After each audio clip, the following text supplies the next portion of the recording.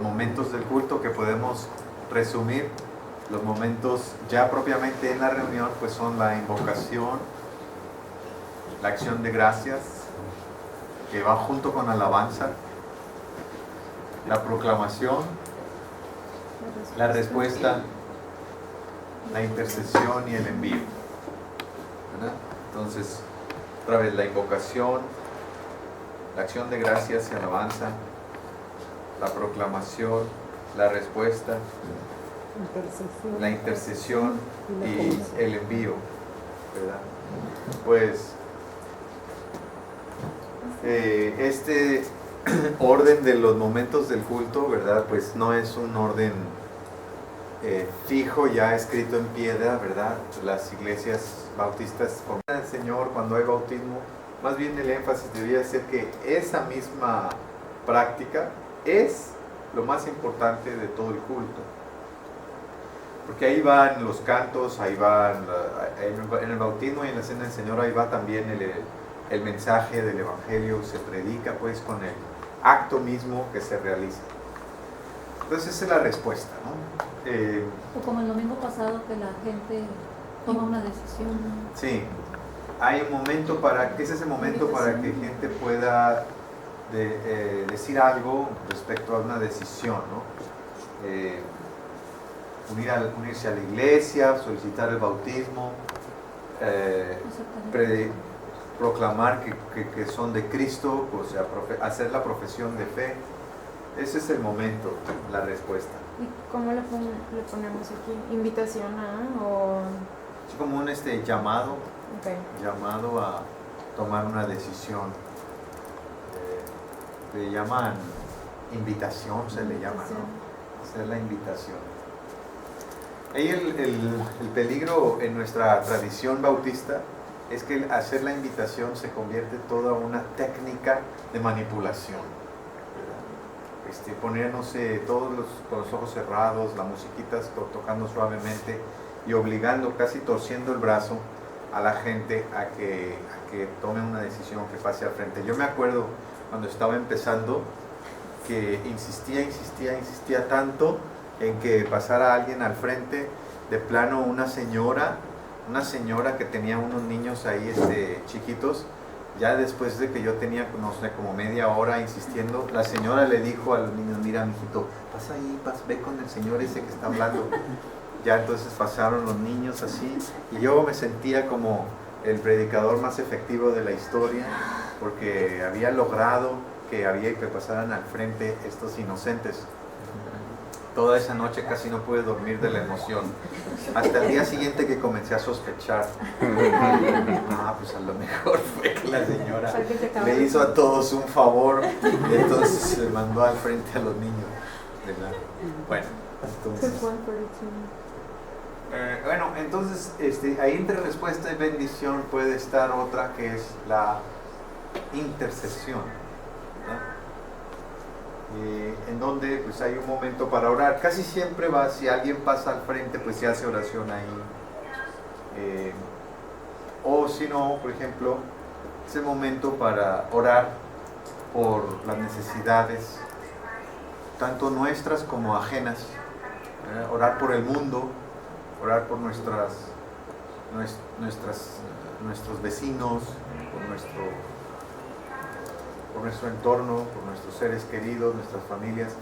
Tal vez esto puede ser un momento de oración silenciosa, un tiempo en que cada quien trae su oración, su clamor al Señor, o puede ser un pequeño grupo de 3, ¿verdad? Que lo bueno de este lugar es que hay sillas individuales que fácilmente se pueden mover, se pueden cambiar, ¿no? Se pueden hacer arreglos de pequeños círculos de 3, de 4, para orar unos por otros en ese momento, ¿verdad? O también puede ser que el que está dirigiendo dice: ahora vamos a hacer la intercesión, todos orando juntos, y yo voy a orar a nombre de todos, ¿verdad? La cosa es orar, es un momento de oración, pero de oración de súplica, oración por las necesidades, ¿verdad? Unos por otros. Entonces, no sé, nos podemos tomar de la mano, orar por la persona que está a tu lado en silencio. Si no la conoces, le puedes preguntar, bueno, ¿cómo te llamas? Yo voy a orar por ti. Es el momento de la intercesión, ¿verdad? Y la bendición, pues ahí puede... perdón, antes de dejar la intercesión, ahí puede haber otro canto, ¿verdad? Un canto de confianza. Un canto de confianza. El canto o himno de confianza es ese himno, ¿verdad? Pues no dejes al Señor, hermano, no te sueltes de la mano del Señor, ¿verdad? Una invitación a confiar en el Señor, ¿verdad? O yo mismo, ¿verdad? Este canto de yo soy vencedor en Cristo, más que vencedor. Un canto en que admitimos que existen las pruebas, existen las dificultades, existe el dolor, pero el Señor está con nosotros. Un canto de fortaleza, le llamo yo canto de confianza, ¿verdad? Y luego la bendición, entonces, ¿dónde viene ahí? Sí, dependiendo de la iglesia también, ese momento del dar anuncios. Tuve un buen round de box que tuve en Managua, fue dónde poner los anuncios. Entonces, yo dije, bueno, pues vamos a ponerlo ahí en la bendición, y no, los anuncios estaban ya puestos a mitad del culto. Entonces, bueno, entonces se pueden poner ahí, o se pueden poner donde ustedes digan, hermanos. No hay ningún problema. Yo soy un pastor feliz, ya no me peleo por esas cosas. Donde ustedes digan pueden poner los anuncios, está bien, no hay problema. Entonces, pero si se ponen en la bendición, ahí tiene un sentido de lo que está haciendo la iglesia. Es decir, es la vida de la iglesia, es lo que estamos haciendo. Miren, ya proclamamos esto. Bueno, ¿cómo se traduce esto en la vida diaria, cotidiana, práctica? ¿Qué vamos a hacer mañana? ¿Qué vamos a hacer hoy en la tarde? ¿Qué vamos a hacer durante la semana?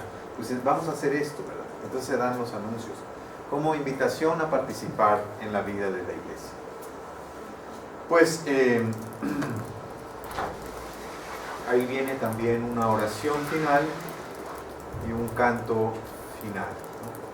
Oración final de despedida y el canto de salida o doxología, ¿verdad? Entonces, no sé, este sería un orden de culto para que incluya los distintos momentos del culto y que incluya los elementos del culto. ¿Cuántos elementos salieron ahí? Sí. Muchos, ¿verdad? 1, 2, 3, 4, 5, 6, 7. Son como 20. ¿Cuántos cantos hay? 8 cantos, uno de entrada, uno de bienvenida, uno de gratitud.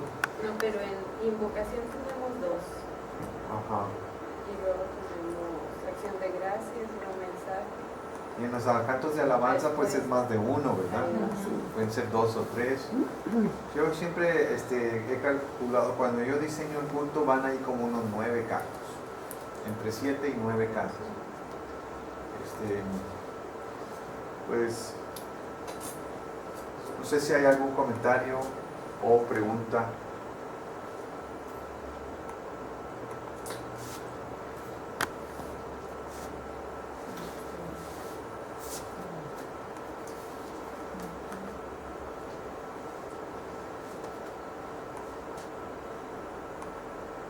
Entonces, ¿de dónde viene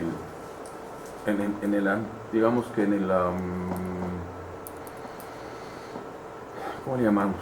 ¿De dónde viene la costumbre de las iglesias aquí locales, el que sea tan rígida el orden? Esa es una herencia católica. Pero no venía también de allá de las iglesias bautistas del sur. Bueno, sí, puede ser, pero no tanto como son estas dos influencias, ¿no? La influencia ya de los bautistas que llegaron de Estados Unidos, en donde ellos tenían el orden de culto del sándwich, ¿verdad? El orden de culto del sándwich es un sándwich de un himno, una lectura bíblica y un himno. Himno, lectura bíblica, y ese es el sándwich.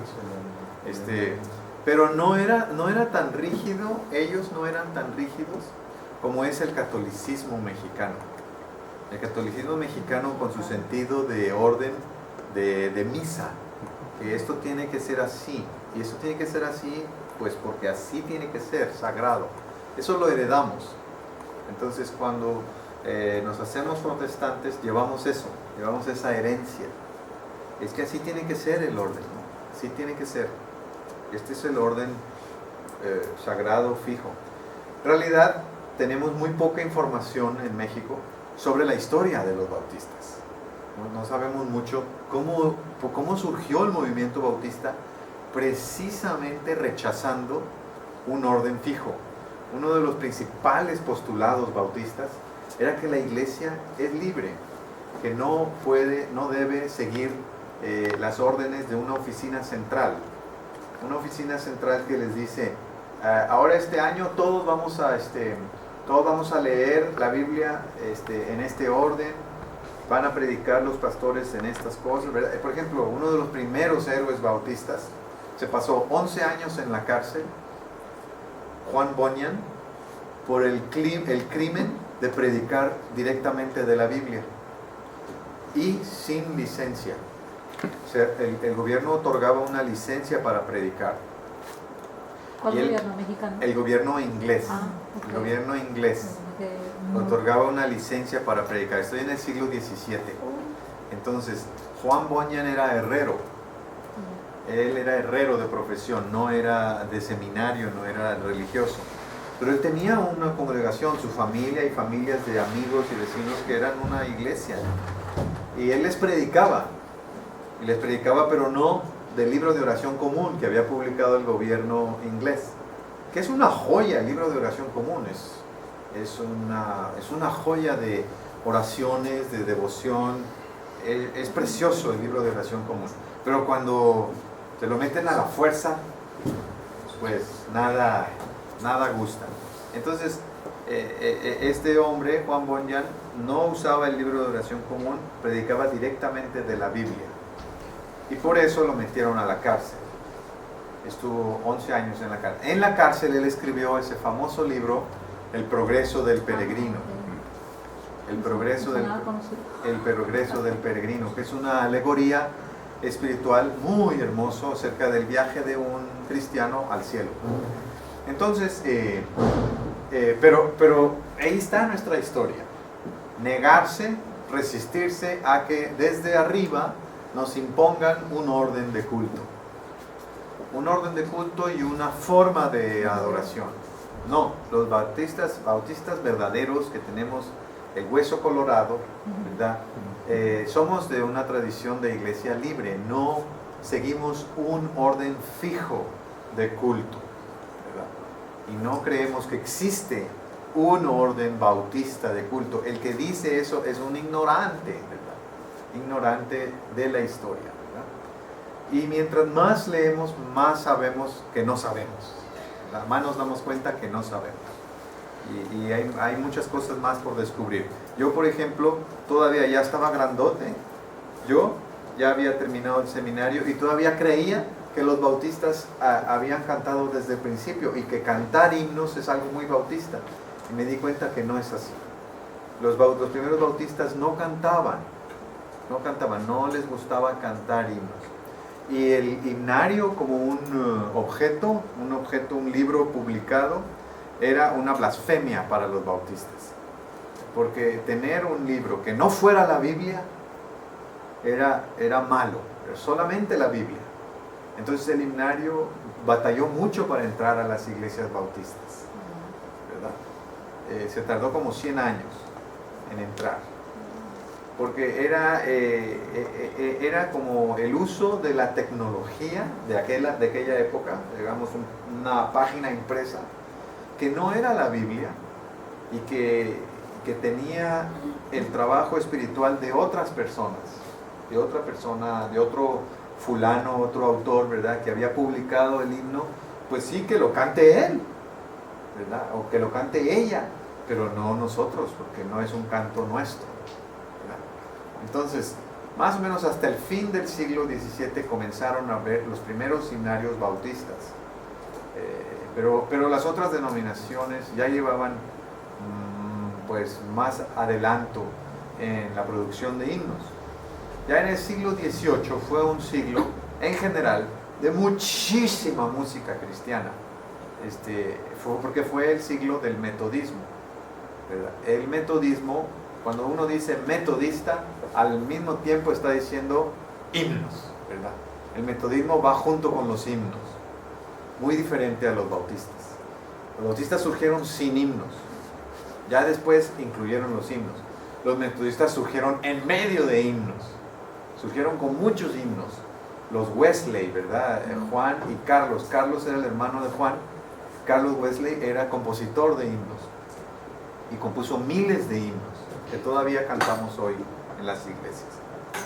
Entonces el canto congregacional era súper importante para el metodismo, pero ya era otro siglo, habían pasado ya 100 años del inicio de los grupos puritanos. Entonces los mismos bautistas ya comenzaron a aprender a cantar, y ya desde el 18, 19 y 20, el 19 es el gran siglo también de los bautistas cantando, y el 20 también, ¿no? Pero, ¿y ahora qué pasa? Pues se acabaron los himnarios. Ya le dijimos adiós a los himnarios. Ahora tenemos la pantalla donde se pone la letra y tal vez estamos experimentando el mismo momento que experimentaron los primeros bautistas, es decir, ¿por qué no tenemos el himnario ahora? Ahora tenemos otro recurso tecnológico, y este nuevo recurso tecnológico pues nos invita también a renovarnos también, ¿no? A renovarnos en nuestro culto. De eso podemos seguir hablando en otra ocasión. Gracias.